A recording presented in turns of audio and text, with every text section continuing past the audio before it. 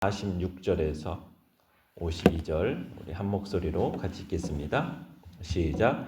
요셉이 애굽 왕 바로 앞에 설 때에 30세라. 그가 바로 앞을 떠나 애굽 온 땅을 순찰하니 7해의 풍년에 토지 소출이 심히 많은지라. 요셉이 애굽 땅에 있는 그 7년 곡물을 거두어 각 성에 저장하되 각 성읍 주위의 밭의 곡물을 그 성읍 중에 쌓아두매 쌓아둔 곡식이 바다 모래같이 심이 많아 세기를 그쳤으니 그 수가 한이 없음이었더라. 흉년이 들기 전에 요셉에게 두 아들이 나되 곧 온의 제사장 보디베라의 딸 아스낫이 그에게서 낳은지라. 요셉이 그의 장남의 이름을 므낫세라 하였으니 하나님이 내게 내 모든 고난과 내 아버지의 온 짐짓을 잊어버리게 하셨다 함이요. 차남의 이름을 에브라임이라 하였으니 하나님이 나를 내가 수고한 땅에서 번성하게 하셨다 함이었더라. 아멘. 오늘 말씀의 제목은 과거를 잊고 미래의 번성을 소망하라 라는 제목으로 말씀을 나눕니다. 오늘 본문은 보시면 요셉이 애굽 왕 바로의 꿈을 해몽함으로 이제 전적으로 전격적으로 애굽의 총리가 되어 이제 행한 활약상을 증거하고 있습니다. 바로가 요셉에게 이제 절대적인 권위를 부여했어요. 이때 요셉의 나이가 몇 살입니까? 30세입니다. 애굽으로 팔려온 지 어느덧 14년이 되던 해예요. 하나님께서 참 가장 낮은 자였던 그 요셉을 가장 존귀한 자로 한순간에 승진을 시켰죠. 그런데 그 자리에 오르기까지 수많은 날을 고통으로 또 인내로 보내야 했던 것은 말할 나위가 없습니다. 13년이라는 긴 세월, 비록 고난의 기간이긴 했지만 이게 아무런 의미 없는 시간들은 아니었습니다.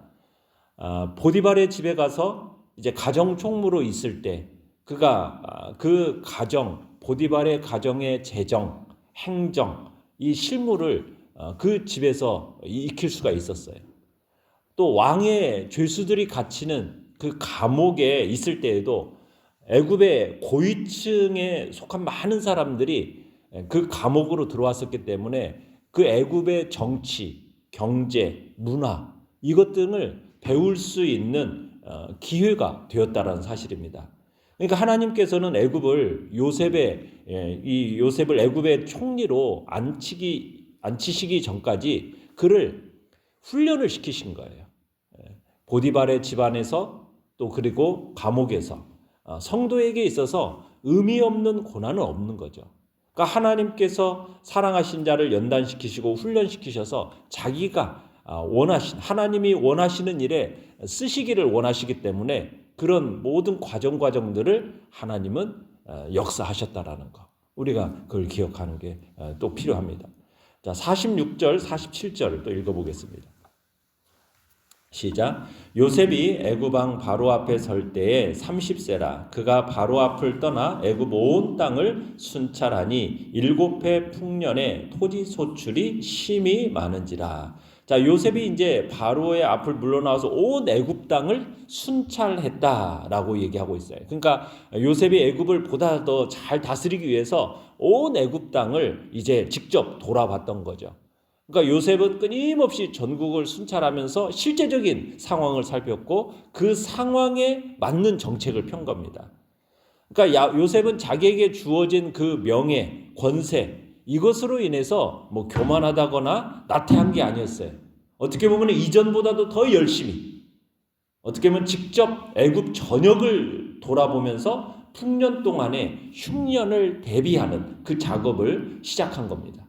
그러니까 요셉은 애굽의 총리로서 맡은 일에 충실했던 거죠. 그리고 요셉은 가는 곳마다 정말 최선을 다해서 열심히 일했던 사람이에요. 그게 이제 좋은 결과를 얻은 겁니다. 그러니까 요셉은 보디발의 집에 있을 때도 그랬고 감옥에서도 살림을 도맡아서 잘 해냈었거든요. 그러더니 이제는 바로의 집 애굽 살림 전체를 도맡아서 이제 행하는 겁니다. 그러니까 제일 처음에는 보디발의 작은 그 집안, 그러더니 감옥에서는 어떻게 보면 전체 감옥의 모든 죄수들을, 그러더니 이제는 하나님께서 더 크게 애굽의 전역을 애굽 살림을 이제 도맡아서 일을 하게 된 거죠. 그러면서 이제 그 안에서도 모든 사람들이 만족해할 만한 결과를 얻어냈듯이 바로 이제 주인 바로에게 있어서도 그 만족할 만한 결과를 안겨다 주는 겁니다. 그러니까 참 요셉은 어떻게 보면 어디서 뭘 하든지 복덩어리였던 거죠. 자신에게 맡겨진 일에 있어서 최선을 다하는 정말 하나님과 사람 앞에서 성실한 자가 요셉이었음을 우리는 보게 됩니다. 내용과처 문제 1번을 보시면 요셉은 애굽의 총리가 된 후 어떤 일을 합니까? 자, 48절로 49절을 읽어보겠습니다. 시작. 요셉이 애굽 땅에 있는 그 7년 곡물을 거두어 각 성에 저장하되 각 성읍 주위의 밭의 곡물을 그 성읍 중에 쌓아두매 쌓아둔 곡식이 바닷모래같이 심이 많아 세기를 그쳤으니 그 수가 한이 없음이었더라. 자, 요셉이 이 풍년이 든 7년 동안 곡식을 거두어 드립니다. 그리고 여러 성읍에 저장을 해두죠. 그러면서 이제 앞으로 닥칠 이 7년 흉년에 대한 요셉의 대비가 이제 철저했음을 보여줍니다. 그러니까 성읍 주변 들에서 나는 그 식량을 성읍에 저장을 해요. 그러니까 요셉은 각 성 주위의 밭에서 거둔 그 곡물 5분의 1 그걸 성들 안에 저장을 했다는 거예요. 이게 농산물이라는 게 그렇지 않습니까? 저장도 쉽지 않고요. 유통하는 것도 문제입니다. 한쪽에서는 남아돌고 다른 쪽에서는 이게 바닥에 나 있으면 남는 쪽에서 부족한 쪽으로 이렇게 수송을 해야 되잖아요. 그러면 그 중간 상인들에 의해서 이제 횡포가 보통 문제가 되지 않습니까? 그러니까 요셉의 행정을 보면은 수요와 공급, 유통의 문제까지도 한꺼번에 해결하는 이게 모습을 우리가 보게 돼요. 그러니까 농산물에 있어서 가장 어려운 게 저장의 문제인데 그냥 두면은 썩어버리잖아요. 그러니까 요셉이 이 7년 풍년 기간 동안에 농사를 지을 때도 어떤 농업을 펼쳤겠느냐? 썩지 않는 그런 음식, 곡식을 중심으로 해서 농사를 지으라고 했을 가능성이 큽니다. 그리고 생산된 것은 저장 가능 상태로 어떻게든 가공해서 또 저장하게끔 했을 거라는 거죠. 그리고 유통이나 어떤 수송 부담을 줄이기 위해서 어떻게 했냐? 성마다 여기서 보면은 성읍마다 곡식 저장소를 딱 둡니다. 그래서 불필요한 성의 건축을 막고 저축, 분배 이런 것들을 용이하도록 하기 위해서 이렇게 이제 성읍의 그 저장소들을 딱 만들어 놓고 거기서 주변에서 이제 농산물들을 5분의 1씩 딱딱 저축을 해 놓은 거죠. 그러니까 애굽의 농업 정책이 7년 흉년에 대비하기 위해서 일사불란하게 그렇게 이루어진 겁니다. 그래서 저장해 두었던 양이 49절에 보면 얼마나 많았던지 바다의 모래같이 심이 많아서 나중에는 계산이 되지 않을 정도였다는 거예요. 계산이 되지 않을 정도로. 그렇게 저장한 곡식의 양이 그래도 앞으로 아무리 극심한 흉년이 온다도 적어도 이 7년 동안 먹어야 할 양보다는 훨씬 더 많게 그렇게 저장하게 되었던 거죠. 그래서 이제 풍년 기간 중에 해마다 5분의 1씩 모아둔 이 곡식으로 애굽의 사람들만이 아니라 그 주변의 이웃 나라까지 기아를 책임지는 그래서 기아로부터 벗어나게 할 수 있었던 거라는 얘기입니다. 자, 내용과 차 문제 2번을 보시면 요셉의 두 아들의 이름과 뜻은 무엇입니까? 자, 50절에서 52절까지 읽어보겠습니다. 시작. 흉년이 들기 전에 요셉에게 두 아들이 나되 곧 온의 제사장 보디베라의 딸 아스낫이 그에게서 낳은지라. 요셉이 그의 장남의 이름을 므낫세라 하였으니 하나님이 내게 내 모든 고난과 내 아버지의 온 집 일을 잊어버리게 하셨다 하며 차남의 이름을 에브라임이라 하였으니 하나님이 나를 내가 수고한 땅에서 번성하게 하셨다 함이었더라. 자, 흉년이 들기 전에 이제 온의 제사장 보디베라의 딸 아스낫에게서 이제 두 아들이 태어났습니다. 그래서 요셉은 큰 아들의 이름을 므낫세라고 그랬어요. 그리고 둘째 아들의 이름은 에브라임이라고 했습니다. 자, 그런데 이 두 아들의 이름은 히브리식으로 지어졌고 간증적인 이름이 주어졌는데요. 므낫세라는 이름의 의미는 뭐냐? 잊게 하다, 잊게 하다. 무슨 의미로 지어진 거예요? 하나님이 내게 내 모든 고난과 내 아버지의 온 지위를 잊어버리게 하셨다라는 의미로 잊게 하다라는 뜻의 이름을 지은 겁니다. 그러니까 요셉이 애굽으로 팔려가서 13년 동안 노예로 죄수로 어떻게 보면은 그런 삶을 살아오지 않았습니까? 그러다가 이제 애굽의 총리가 되었어요. 그리고 나서 결혼해서 자녀까지 낳게 됐어요. 그러니까 이 요셉의 이 첫 아들 므낫세라는 이름을 통해서 하나님께로부터 받은 축복이 그 애굽에서 이제까지 겪었던 지난날의 그 모든 고난, 또 과거 가나안 집에서 당했던 그 핍박, 그런 것들을 잊게 하기에 충분했다라는 그런 고백이 담겨져 있는 겁니다. 또 에브라임은 배로 열매를 맺다라는 의미인데, 요셉이 이제 그런 거죠. 하나님이 나를 내가 이 수고한 땅에서 번성하게 하셨다라는 의미입니다. 자, 그럼 연구한 묵상 문제 3번을 보시면, 요셉은 왜 자녀들의 이름 속에 하나님께서 하신 일을 담습니까? 이 당시에 애굽 귀족들은 우상의 이름을 넣어서 장명을 했다고 그래요. 자녀들의 이름을 우상의 이름. 그런데 요셉은 하나님의 은혜를 기억하기 위해서 아들들에게 신앙적인 그런 의미를 담은 이름을 지어준 거예요. 그죠? 하나님의 은혜를 기억하기 위해서. 그래서 장남 므낫세는 잊게 하다라는 뜻으로 과거의 고난, 과거의 상처를 하나님의 은혜로 극복했다라는 의미죠. 그러니까 이제까지 하나님이 자신을 보존해 주시고 복을 주셨던 그 하나님의 사랑, 그러니까 여기는 과거에 초점을 둔 이름이에요. 과거에.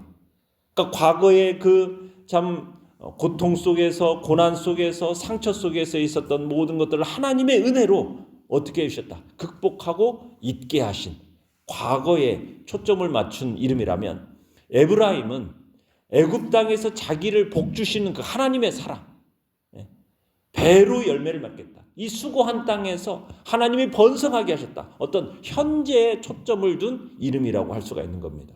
그러니까 두 아들의 이름을 통해서 요셉은 그 애굽에서 겪은 일들, 억울하게 노예로 팔려가고 고난을 당한 것, 또 바로의 부름을 받고 애굽의 총리의 지위에 오르게 된 일, 이 의미를 그 아들들의 이름을 통해서 나타내고자 한 거죠. 과거의 그 고난을 극복하게 하신 하나님, 그걸 잊지 않을 뿐만 아니라 또 현재에 베풀어 주신 그 은혜, 그 은혜에 감사하는 신앙이 바로 이 아들들의 이름 속에 들어있는 겁니다. 과거에 하나님의 베푸신 사랑, 또 현재에도 우리에게 지속적으로 베풀어 주시는 하나님의 은혜, 그것을 요셉은 잊지 않고 그 자녀들의 이름을 통해서 끊임없이 하나님의 은혜를 기억하기 위해서 그 아들들의 이름 속에다가 그 하나님의 은혜를 담은 그런 신앙적인 이름을 지었던 겁니다. 느낀 점 4번입니다. 요셉이 하나님의 은혜로 과거의 아픔과 상처를 극복하고 미래를 향한 소망으로 나아가는 모습을 보며 무엇을 느낍니까? 요셉이 이 고난의 시간을 통과하고 마침내 승리할 수 있었던 비결은 무엇입니까? 오직 하나님을 의지하는 신앙이 있었기 때문이에요. 그러니까 요셉이 하나님을 자기 삶의 주인으로, 주권자로 철저하게 인정함을 우리는 여기서 느낄 수가 있는 겁니다. 그러니까 이 땅에서 우리가 고난을 당하고 시련을 당한다고 해서 우리가 낭망하지 말고 끝까지 우리가 믿음을 지켜내야 될 것입니다. 우리가 주님을 위해서 흘리는 눈물이 많으면 많을수록 주님이 오시는 그날에 얻게 되는 기쁨과 그날에 얻게 되는 면류관은 더욱 크게 될 것이고, 그날에 누릴 기쁨은 이 세상에 우리가 당한 그 모든 고난을 잊게 하기에 충분할 거라는 겁니다. 그러기에 우리는 마지막 날에 우리의 눈물을 정말 손수 닦아주실 그 주님을 소망하면서 참으로 우리에게 다가오는 모든 고난을 믿음으로 잘 감당해내시길 바랍니다. 과거의 고난을 극복하게 하신 하나님, 그 하나님을 잊지 않을 뿐만 아니라 현재 하나님께서 우리에게 베풀어 주시는 그 은혜, 현재의 은혜, 그 은혜에 감사하는 그 신앙을 가지시길 바랍니다. 결단과 적용 5번입니다. 내가 과거의 상처를 극복하고 다음 단계로 나가게 된 일이 있다면 무엇입니까? 해묵은 쓴 뿌리를 은혜의 용광로에 녹여 미래를 소망하는 새 이름으로 빚기 위해 무엇을 실천하겠습니까? 하나님께서 우리의 과거를 치유하시고 앞으로도 신실하게 인도하실 그 하나님을 확신하면서 오늘도 살아가시길 바랍니다. 미래의 소망을 품어내시길 바랍니다. 과거의 상처에서 자유함을 누리시고 미래를 향한 소망 속에서 오늘도 감사하며 살아가시길 바랍니다.